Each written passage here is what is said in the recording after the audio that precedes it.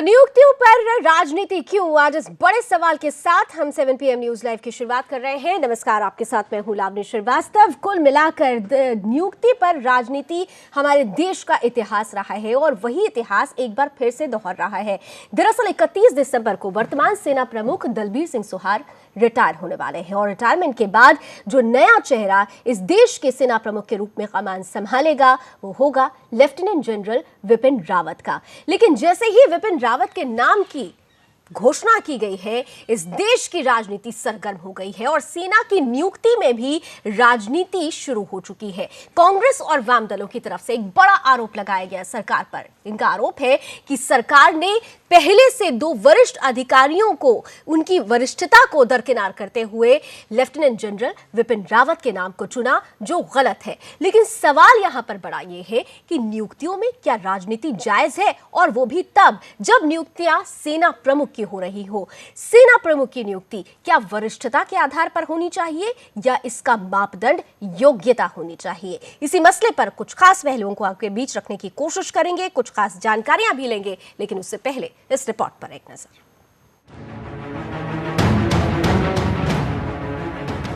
सेना को भी राजनीति में खदेड़ने का कोई मौका विपक्षी दल नहीं छोड़ रहे हैं।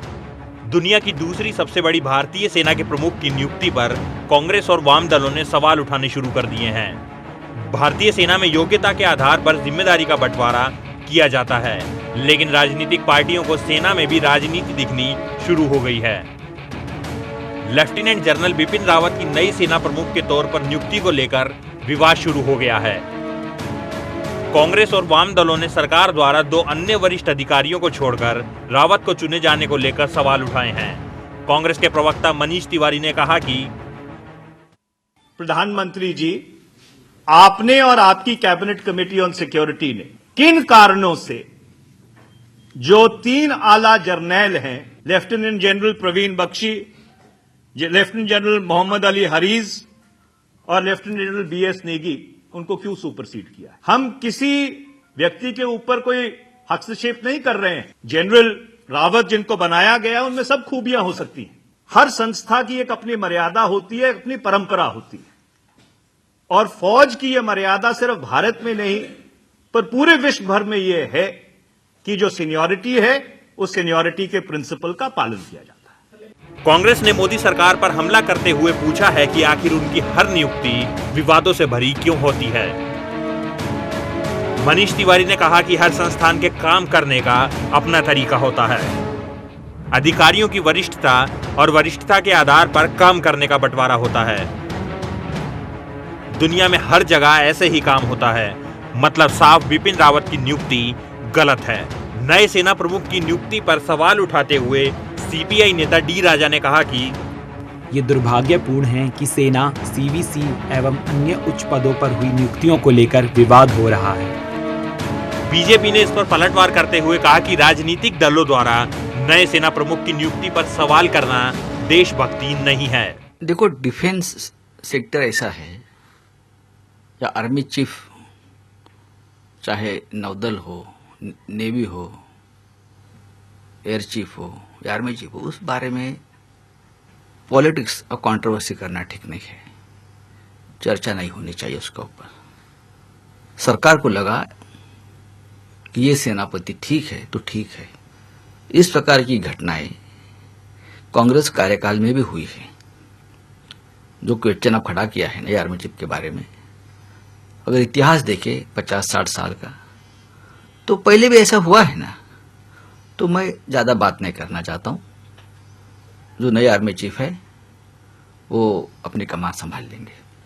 लेफ्टिनेंट जनरल रावत की नियुक्ति सबसे वरिष्ठ सैन्य commander lieutenant general Praveen Bakshi, जो पूर्वी कमान के प्रमुख हैं, और दक्षिणी कमान के प्रमुख PM हरीज को अनदेखा कर की गई है। हालांकि 80 के दशक में भी इंदिरा गांधी के शासन के दौरान भी वरिष्ठता को दरकिनार कर आर्मी चीफ की नियुक्ति हुई थी। साल 1983 में जनरल AS विद्या को आर्मी चीफ चुने जाने पर उनके सीनियर लेफ्टिनेंट SK सिन्हा ने विरोध जताया था। इस पर कांग्रेस प्रवक्ता मनीष तिवारी का कहना है कि हर घटना और परिस्थिति का आधार अलग होता है। देश की राजनीति को पछाड़ने की ठान चुके सभी राजनीतिज्ञों को शर्म आनी चाहिए, जो सही फैसले को गलत तरीके से प्रस्तुत करने पर उतारू हैं। फैसले देश हित में होने चाहिए, इसमें बड़े या छोटे का सवाल उठाना सरासर गलत है। सुदर्शन न्यूज के लिए ब्यूरो रिपोर्ट के साथ पुनीत सैनी। तो निश्चित रूप से नियुक्तियों पर राजनीति जायज नहीं है, लेकिन क्या करें, हमारे देश की विडंबना है कि हर मसले पर राजनीति होने लगती है और अब इस मसले पर भी राजनीति बहुत बड़ा मामला है। मेरा हमारे साथ इस वक्त एक खास मेहमान फोन लाइन पर जुड़ रहे हैं, जाने माने रक्षा विशेषज्ञ बीके सहगल साहब इस वक्त फोन लाइन पर जुड़ चुके हैं। सहगल साहब, बहुत बहुत स्वागत है आपका सुदर्शन न्यूज में। और सीधा सीधा सवाल करूंगी, नियुक्तियों पर राजनीति हो रही है, लेकिन मैं आप क्योंकि सेना से जुड़े रहे हैं, जो योग्यता के आधार पर नियुक्तियां होनी चाहिए या फिर वरिष्ठता को वरीयता देनी चाहिए, आपके शब्दों में? देखो, नियुक्ति जो है केवल योग्यता के ऊपर होनी चाहिए, लेकिन ये जो नियुक्ति हुई है इसमें 3 आर्मी कमांडर्स को सुपरसीड किया है, इससे गवर्नमेंट के ऊपर बड़े सारे सवाल उठेंगे। गवर्नमेंट ने ये जो काम किया है उनका हक बनता है कि जिसको चुनना चाहे वो चुने, वो गवर्नमेंट का प्रेरोगेटिव है, लेकिन इसमें किसी प्रकार की कोई ट्रांसपेरेंसी नहीं है।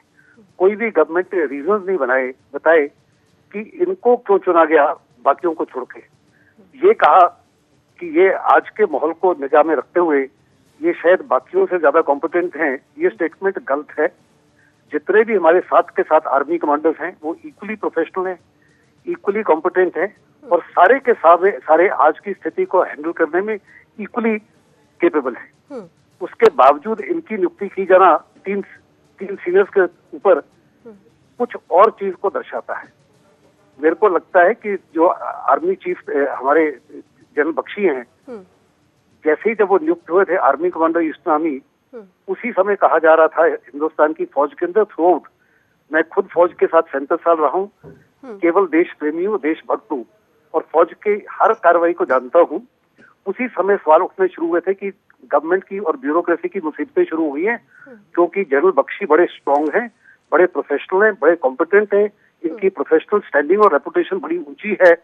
ये केवल हर डिसीजन फौज के हित में और देश के हित में लेंगे। ब्यूरोक्रेसी सर मैं यहाँ पर आपसे बहुत महत्वपूर्ण एक पहलू जो समझना चाहूंगी कि ठीक है, ये हम सब जानते हैं कि हमारे देश का हर एक जवान, हर एक जो वरिष्ठ सेना अधिकारी हैं वो पूरी तरीके से कैपेबल हैं इस बात को संभालने के लिए, लेकिन जो बातें सरकार की तरफ से कही जा रही हैं ये कोई नया तो नहीं है। हम देखते आए हैं, इतिहास में भी ऐसा होता रहा है कि योग्यता को सबसे पहले वरीयता दी गई है। और अगर यहाँ पर बात बिपिन रावत साहब की हो तो देखा जा रहा है कि कमर बाजवा पाकिस्तान में भी जब नए आर्मी चीफ बने तो उनके ऊपर भी कई वरिष्ठ अधिकारी थे, लेकिन कश्मीर मसले को और तमाम दूसरी चीजों को देखते हुए उन्हें वो पोजीशन दी गई।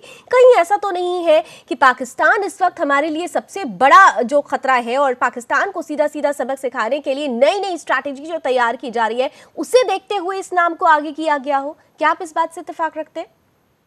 मैं आपको दोबारा साफ तौर पे कहना चाहता हूँ कि जो बाकियों को जिनको सुपरसीड कर रहे हैं वो सारे के सारे कंप्लीटली केपेबल थे पाकिस्तान और चाइना के साथ एक कार्रवाई करने के लिए।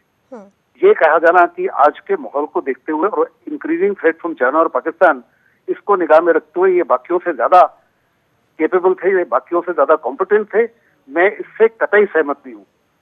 सारे के सारे कॉम्पिटेंट थे, सारे के सारे इक्वली केपेबल थे, सारे के सारे प्रोफेशनली अपराइट थे। आमतौर पे आर्मी चीफ को 2 महीने पहले नियुक्त किया जाता है, ये गवर्नमेंट ने केवल 2 हफ्ते पहले अनाउंस किया है, तो उससे ही उनकी मंशा के ऊपर बहुत बड़े सवाल उठ रहे हैं। शायद अगर गवर्नमेंट ने अगर शायद किया है इस चीज को ध्यान में रखते हुए कि चीफ ऑफ डिफेंस स्टाफ भी नियुक्त करना है, अगर उसको भी करना होता तो लाजमी था कि वो भी अनाउंसमेंट कंकरेंट होनी चाहिए ताकि हर प्रकार से ट्रांसपेरेंसी नजर आए। तो क्या सहगल साहब, यानी आप जिस ट्रांसपेरेंसी की बात कर रहे हैं, मतलब आप ये मानते हैं कि ये जो एक स्टेप लिया गया है वो कहीं ना कहीं से सरकार की तरफ से गलत स्टेप लिया गया है और विरोध के जो स्वर उठ रहे हैं वो जायज है, क्या आप ऐसा मानते हैं? मेरे मुताबिक जो है ये बड़ी क्वेश्चनेबल डिसीजन है। गलत है या सही है वो तो सरकार जाने, क्योंकि सरकार का हक बनता है, उनका प्रेरोगेटिव है उस आदमी को चुने जिससे उनके ऊपर ज्यादा भरोसा है। लेकिन देश जानना चाहेगा कि इनके ऊपर बाकियों से ज्यादा भरोसा किस लिए? ठीक है, देश जानना चाहेगा, ठीक है सहगल साहब, लेकिन क्या इस मसले पर राजनीति होनी चाहिए? जो राजनीति शुरू हो गई है, हमारे देश का विपक्ष एक बार फिर से सक्रिय हो गया है, क्या इस मसले पर राजनीति जायज है? देखो, अगर आप देखो तो मैं आमतौर पे हमेशा ही उसका पक्ष लेता हूं जो देश के हित में काम कर रहा है। ये अगर राजनीति इसमें शुरू हुई है तो गलती 100% बीजेपी की है। एक तो बहुत लेट अनाउंसमेंट की, जिससे बहुत बड़े पैमाने पर शक हो गए थे ठीक है, कि कोशिश की जा रही है जल बख्शी को ठीक है। फलाने यानी को। कहीं ना कहीं से आपकी राय ये है कि ये नियुक्ति जो है क्वेश्चनेबल है और इस पर फिर से सोच विचार की जरूरत है। बहरहाल बहुत बहुत शुक्रिया आप के सहगल साहब हमारे साथ बनने के लिए, अपनी महत्वपूर्ण राय हमारे बीच रखने के लिए। इस बीच एक और खास मेहमान हमारे साथ जुड़ चुके हैं, मेरे साथ इस वक्त जुड़ रहे हैं जाने माने रक्षा विशेषज्ञ रिटायर्ड ब्रिगेडियर आरपी सिंह साहब। सिंह साहब, आपका भी बहुत बहुत स्वागत है। और अभी चंद सेकंड्स पहले ही पीके सहगल साहब हमारे साथ जुड़े हुए थे। सहगल साहब का ये कहना है जिस तरीके से लेफ्टिनेंट जनरल विपिन रावत की नियुक्ति हुई है, वो कह रहे हैं कि ये नियुक्ति कहीं ना कहीं से क्वेश्चनेबल है। क्या आपको लगता है कि वाकई ये सवाल आज की तारीख में उठना चाहिए? क्या नियुक्ति का आधार वरिष्ठता ही होना चाहिए, योग्यता को दरकिनार किया जाए? देखिए, सबसे पहले तो हमें देखना है कि देश के अंदर इस समय पे हमें किस प्रकार की स्थिति का सामना करना है। लगभग 27 साल से भारत के ऊपर एक ही खतरा मंडरा रहा है, जो कि है low intensity war, low intensity insurgency और प्रॉक्सी वॉर। इसके लिए किसी इन्फेंट्री का ही कमांडर के होना चाहिए, क्योंकि इससे नीचे की जो ऑपरेशन होते हैं उसकी प्लानिंग और एग्जीक्यूशन में बहुत जबरदस्त पड़ता है। इसलिए अभी प्रवीण बख्शी साहब जो हैं अभी जनरल है, उसमें कोई शक नहीं, मगर उनकी स्पेशलिटी जो है वो केवल आर्मर्ड वारफेयर के अंदर ही है। जबकि हमें इस टाइम पे चाइना और पाकिस्तान दोनों के साथ सामना करना है। इसमें सबसे पहले पाकिस्तान की प्रॉक्सी वॉर है, एल्टीट्यूड वॉरफेयर है, ताकि उनको इतना नहीं है। यानी वर्तमान चुनौती को देखते हुए, वर्तमान चुनौतियों को देखते हुए ये जो नाम चुना गया है सरकार की तरफ से। लेकिन कई अब रक्षा विशेषज्ञ हैं जो ये कह रहे हैं कि चुनौतियों का सामना करने के लिए तो हमारे देश का हर एक सैनिक तैयार है, फिर वरिष्ठता को दरकिनार क्यों किया गया? इस सवाल का जवाब मैं आपसे लूंगी इस छोटे से ब्रेक के बाद।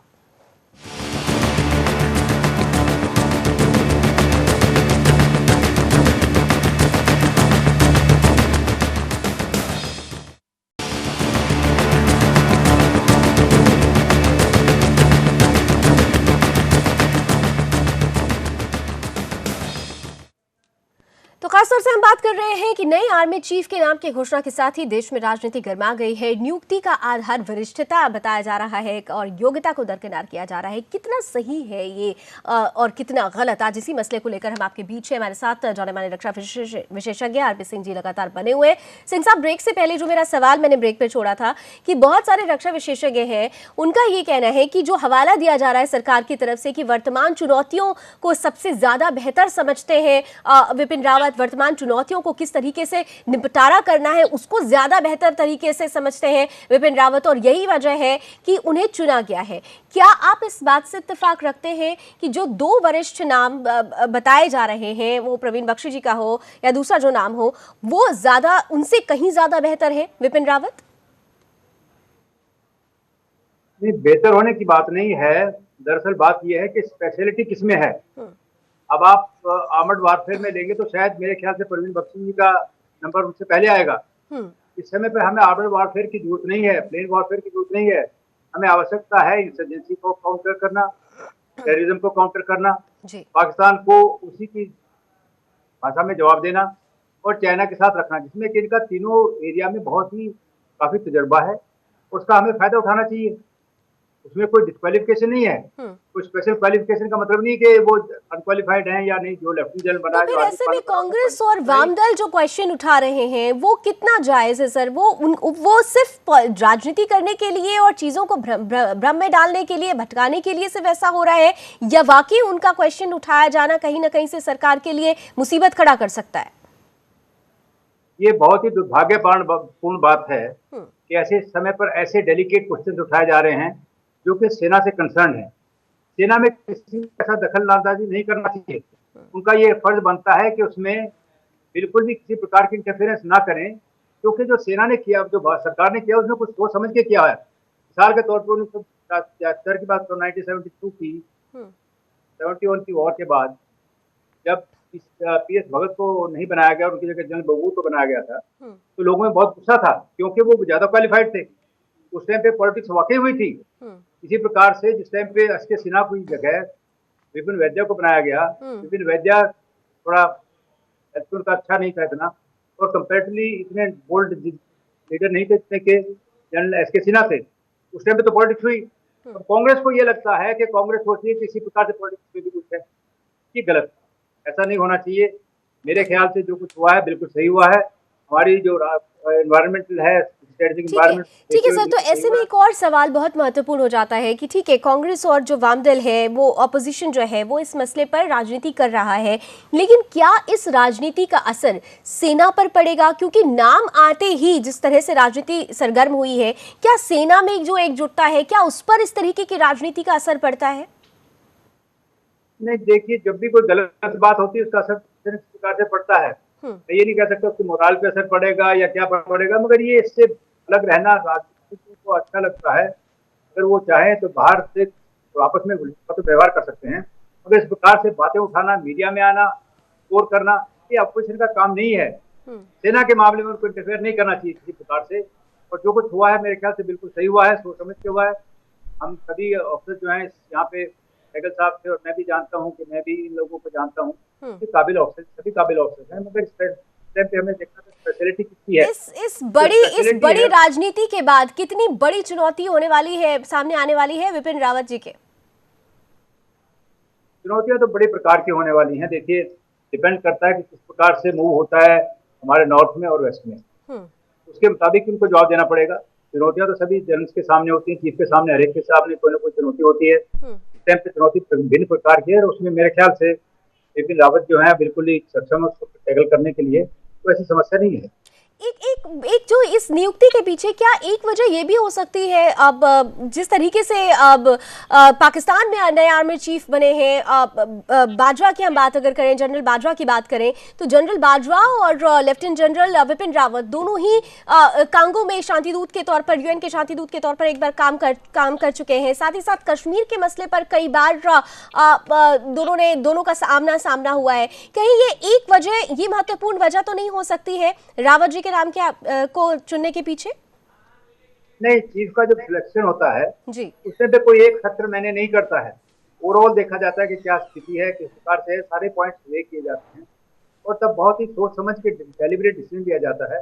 ये कोई ऐसा तो है नहीं कि किसी चपरासी को या किसी ऑफिस के क्लर्क को भर्ती कर रहे हैं आप, या उसमें नियुक्त कर रहे हैं। एक चीफ ऑफ आर्मी साहब की नियुक्ति हो रही है, क्योंकि सभी पहलू की जांच हुई होगी, सभी पहलू पर विचार किया गया होगा, उसके बाद बड़ा सोचा समझा डिसीजन लिया गया है, जिसका तो सबको ही समर्थन करना चाहिए, सबको स्वागत करना चाहिए।